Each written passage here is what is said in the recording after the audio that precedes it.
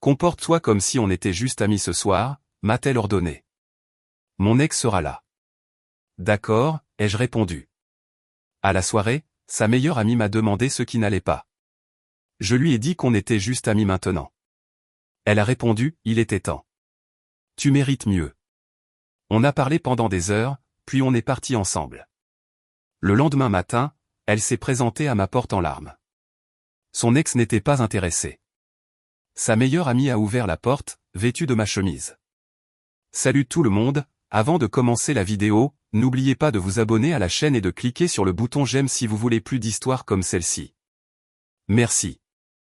La machine à expresso siffla son dernier souffle, remplissant l'appartement de l'arôme riche et amer d'un café bien serré. J'ai versé le café dans les 2 tasses en céramique que ma sœur nous avait offertes pour notre anniversaire. Lui, pouvait-on y lire, une blague qui avait fait rire Chloé pendant une semaine. Maintenant, j'avais l'impression que la blague était à mes dépens. J'ai apporté les tasses dans la chambre où la véritable performance était déjà en cours.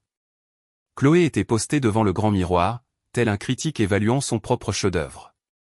Elle tenait 2 robes contre elle, une petite robe noire et une robe rouge moulante que je n'avais jamais vue auparavant. La noire est une valeur sûre. Élégante, songeait-elle face à son reflet.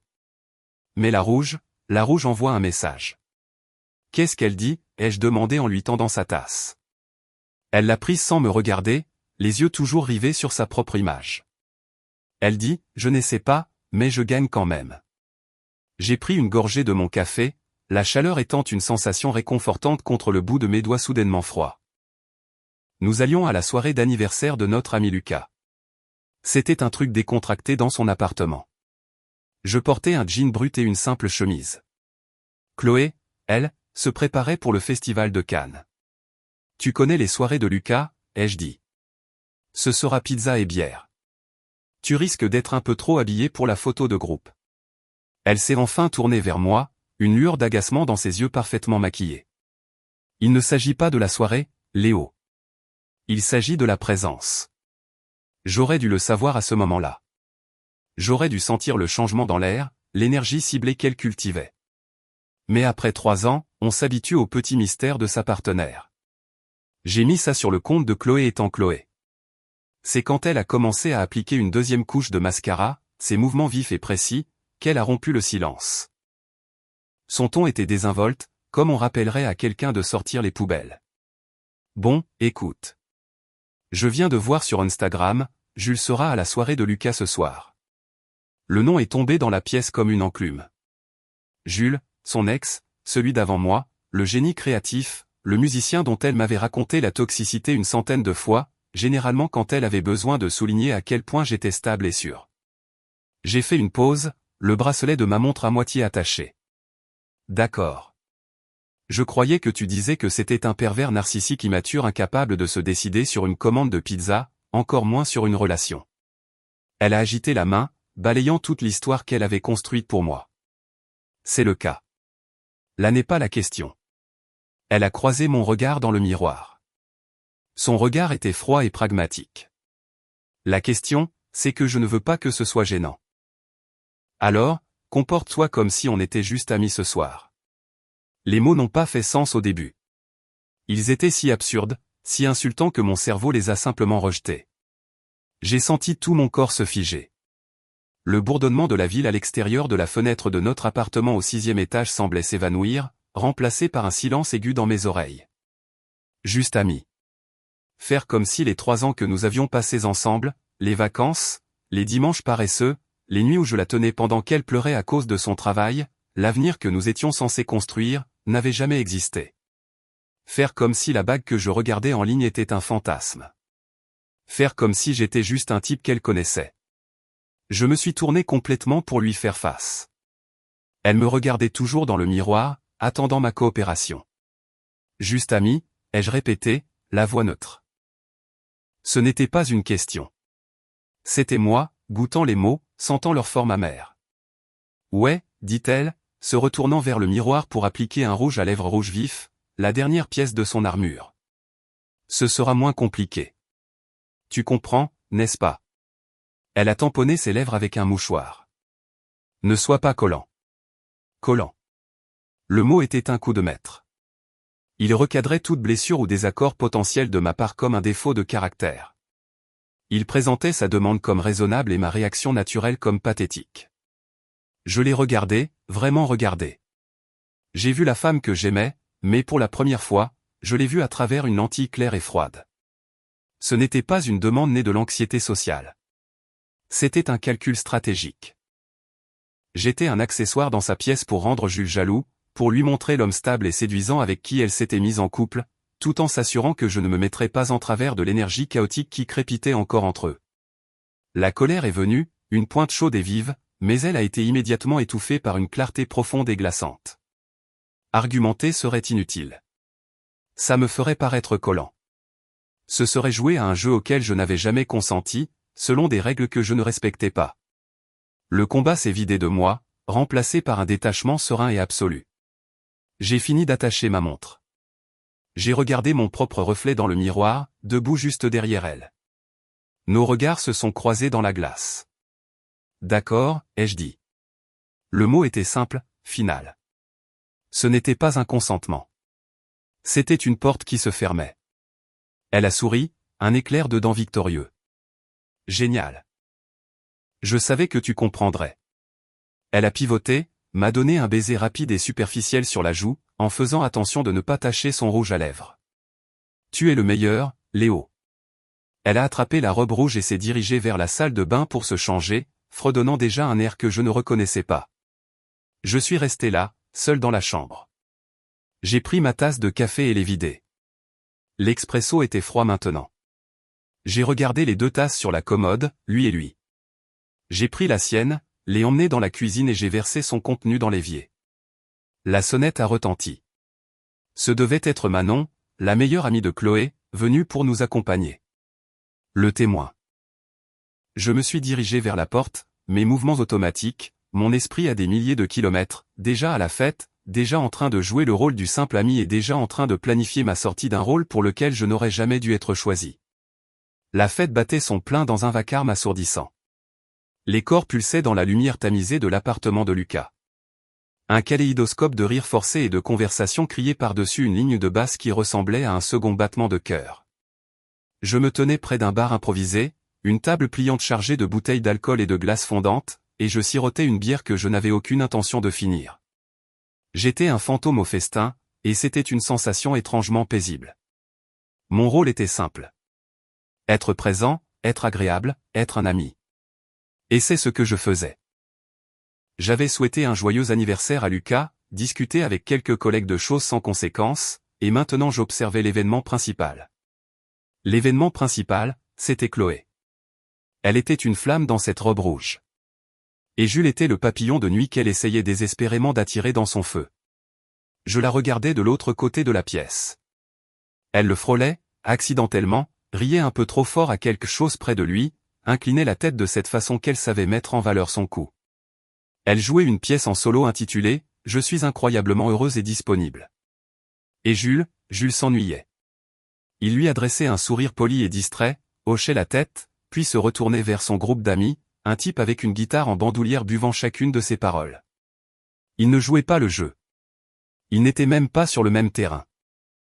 Une petite partie froide de moi, celle qui s'était mise en place quand j'avais dit « d'accord », a ressenti une lueur de satisfaction.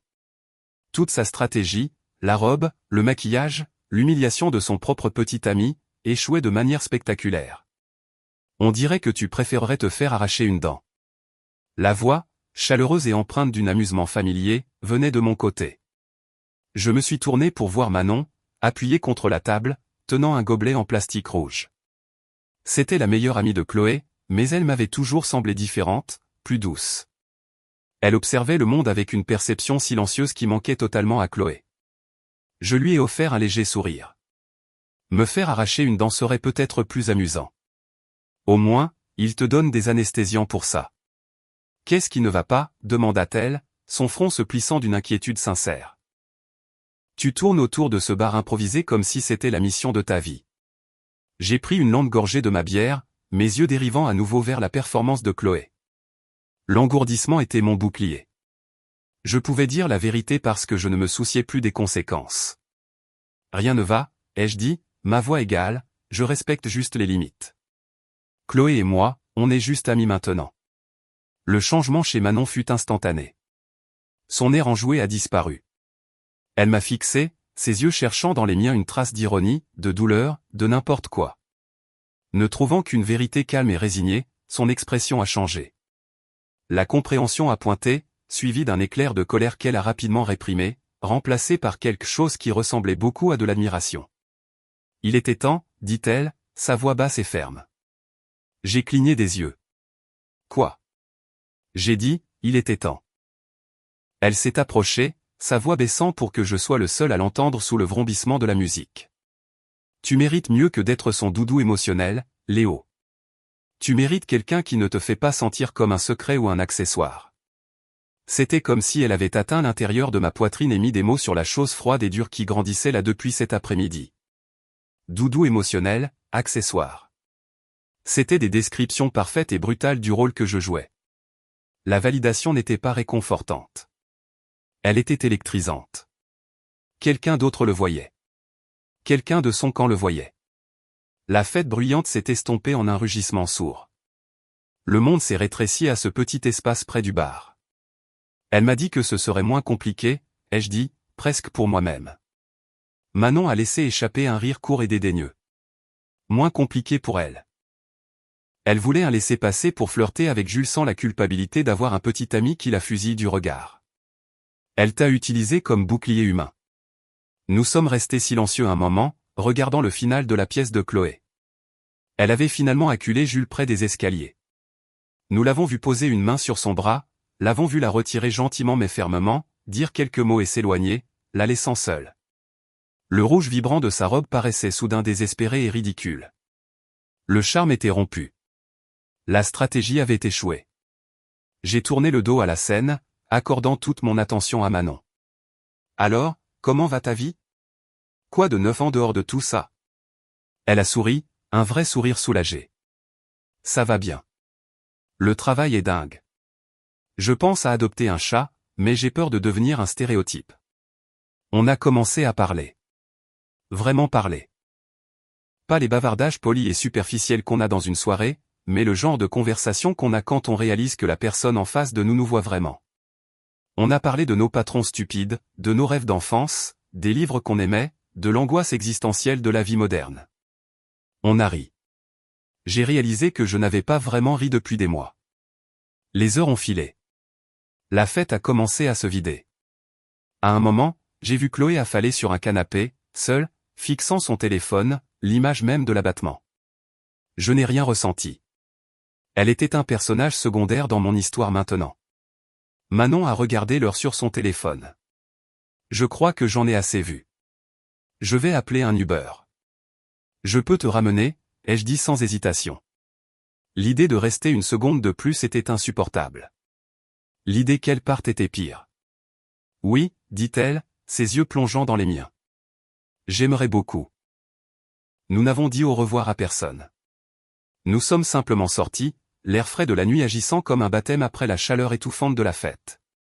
Nous n'avons pas parlé sur le chemin de ma voiture, mais le silence était confortable, chargé d'une nouvelle compréhension tacite. En sortant de la place de parking, mes phares ont balayé la façade de l'immeuble. Et là, debout sur le palier, étant clairement sorti pour nous chercher, se tenait Chloé. Son visage était pâle, ses yeux écarquillés de choc et d'une horrible compréhension naissante. Elle m'a vu au volant. Elle a vu Manon sur le siège passager. Elle nous a vus partir ensemble. Nos regards se sont croisés une fraction de seconde dans le rétroviseur. Je n'ai pas ralenti. Je n'ai pas fait de signe. J'ai juste conduit, la laissant seule dans le sillage de mes feux arrière. Le poids total de son plan, moins compliqué, s'écrasant enfin, irrévocablement, autour d'elle. La lumière du matin inondait mon appartement, propre et vive, lavant les résidus de la nuit précédente. Le silence était une bénédiction. Pas de tension, pas de bilan de performance, pas de marche sur des œufs, juste la paix. J'étais au fourneau en train de brouiller des œufs. Manon était assise à l'îlot de ma cuisine, les mains enroulées autour d'une tasse de café. Elle portait toujours ma chemise, une vieille chemise grise délavée avec le logo d'un groupe d'une autre vie. Sur elle, ça ressemblait à une déclaration. On ne parlait pas beaucoup, on existait simplement dans le même espace silencieux. L'intimité facile du trajet en voiture s'était transformée en quelque chose de plus profond, de plus solide. On avait parlé jusqu'à 3 heures du matin de tout et de rien. Et quand elle s'était endormie sur mon canapé, je l'avais couverte d'une couverture et j'avais ressenti un sentiment de protection que je n'avais pas connu depuis des années. La sonnette a retenti. C'était un son laid et intrusif. Manon et moi avons échangé un regard entendu. Il n'y avait aucun doute sur l'identité de la personne. Le monde qu'on avait laissé derrière nous était à la porte, et il exigeait d'être laissé entrer. La sonnette a retenti de nouveau, suivi de coups frénétiques, pas un tapotement poli, mais le martèlement paniqué de quelqu'un qui croit que son urgence est la vôtre à résoudre. J'ai éteint le feu sous la poêle. Je me sentais d'un calme surréaliste. Ce n'était pas une confrontation. C'était une formalité. Tu n'es pas obligé d'ouvrir, a dit Manon doucement, mais ses yeux disaient qu'elle savait que je devais le faire. Pour clore le chapitre. Pour le point final de cette phrase. C'est bon, ai-je dit. Je me suis dirigé vers la porte et je l'ai ouverte. Chloé se tenait sur le paillasson. Amère ironie. Elle était en piteux état. Le chef-d'œuvre de la veille était maintenant une tragédie boursouflée et maculée. Sa robe rouge de marque était froissée. Son maquillage était un champ de bataille sous ses yeux. Et ses cheveux étaient un désordre chaotique. On aurait dit qu'elle avait pleuré pendant 6 heures d'affilée. C'était probablement le cas. Léo, Dieu merci. Sa voix était rauque. Elle a voulu entrer, mais je n'ai pas bougé de l'embrasure de la porte. C'était un désastre. Un désastre complet et total. Jules, il était avec quelqu'un d'autre. Il m'a complètement ignoré. Il m'a regardé comme si j'étais transparente. Elle était tellement absorbée par sa propre histoire qu'elle n'avait pas encore assimilé la scène devant elle. Elle jouait toujours son rôle de victime pour un public qu'elle supposait captiver. J'étais tellement humilié, sanglota-t-elle en s'essuyant le nez avec le dos de la main. J'ai besoin d'eux. J'ai juste besoin d'eux. Elle s'est arrêtée. Ses yeux, embués et rougis, ont finalement dépassé ma silhouette pour balayer l'appartement. Ils se sont posés sur Manon, qui s'était approchée pour se tenir à quelques pas derrière moi, un pilier de soutien silencieux. La mâchoire de Chloé s'est décrochée. Les larmes se sont arrêtées, gelées par un choc pur et incompréhensible. Manon, sa voix n'était qu'un murmure, fin et cassant. Qu'est-ce que tu fais ici? Son regard a glissé vers le bas, inspectant la scène. Les jambes nues de Manon. La façon décontractée dont elle se tenait dans mon espace. Et enfin, le vêtement qui a brisé sa réalité. Pourquoi tu portes sa chemise? Manon n'a pas bronché. Elle n'a pas détourné le regard. Elle a pris une gorgée lente et délibérée de son café, son regard fixé sur son ancienne meilleure amie. Il n'était pas intéressé, hein? A dit Manon, sa voix dangereusement calme. C'est marrant comme sensation. Les mots ont eu l'effet d'un seau d'eau glacée. Le choc de Chloé s'est brisé et ce qui a fait surface était une rage pure et sans filtre. Son visage s'est tordu. Le joli masque qu'elle portait toujours s'est finalement fissuré pour montrer la laideur en dessous. C'est toi qui as fait ça, a-t-elle crié, son doigt pointé accusateur vers moi, puis vers Manon. Sa voix a résonné dans le couloir. Vous avez planifié ça. Vous avez planifié ça pour m'humilier. Tu as couché avec ma meilleure amie. Comment as-tu pu, Manon? C'est mon copain. L'hypocrisie était si vaste, si stupéfiante, qu'elle en était presque belle. Je ne ressentais pas de colère. Je ressentais une curiosité anthropologique. Ma voix, quand j'ai parlé, était calme, neutre, la voix d'un conseiller clientèle qui clôt un dossier. Tu m'as dit de me comporter comme si on était juste amis. Je n'ai fait que suivre tes instructions. Elle m'a regardé, la bouche s'ouvrant et se fermant comme un poisson hors de l'eau. Et depuis hier soir, ai-je continué, c'est tout ce que nous sommes. Il semble que tu sois la seule à ne pas avoir reçu le mémo. Tu ne penses pas ça, a-t-elle gémi, la colère se fondant à nouveau en larmes désespérées et désordonnées. C'est juste que tu es blessé. On peut arranger ça. J'ai fait une erreur, Léo. J'ai été stupide. Elle suppliait maintenant, mais ce n'était pas pour moi. C'était pour la stabilité qu'elle avait incendiée. C'était pour le plan de sécurité qu'elle avait elle-même annulé.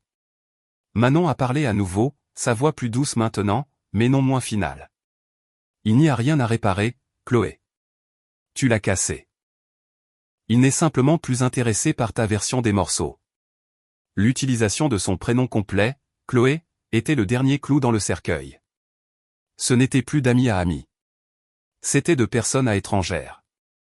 Chloé a regardé le visage résolu de Manon, puis mon visage indifférent. Elle nous a vus, un front uni. Elle a vu les œufs refroidir sur la cuisinière, les 2 tasses de café, la matinée domestique qu'elle avait jetée pour un fantasme. Le poids dévastateur de son karma s'est abattu sur ses épaules. Le reste de son sang-froid s'est évaporé. Vous vous croyez tellement meilleur maintenant, a-t-elle craché, sa voix venimeuse. Tu es une traîtresse et lui est un loser pathétique et ennuyeux. Vous vous méritez. Je n'ai pas souri. Je n'ai pas réagi. Je l'ai juste regardé. Cette étrangère ayant une crise de nerfs sur mon paillasson. Bonne chance, Chloé, ai-je dit, et j'ai fermé la porte. Le déclic de la serrure fut un son calme et définitif. La fin d'une ère. Le début de tout le reste. Je me suis retourné.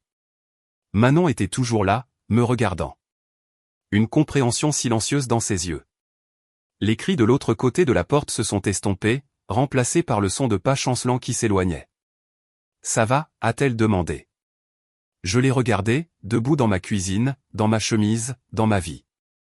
J'ai senti la paix tranquille du matin revenir, plus profonde et plus profonde qu'avant. Ouais, ai-je dit, et pour la première fois depuis très longtemps, complètement. Ça va. Je suis retourné à la cuisinière, j'ai rallumé le feu et j'ai commencé à finir les œufs. Le fantôme était parti. L'avenir attendait, et il était déjà là, buvant mon café et me regardant comme si j'étais la seule personne au monde.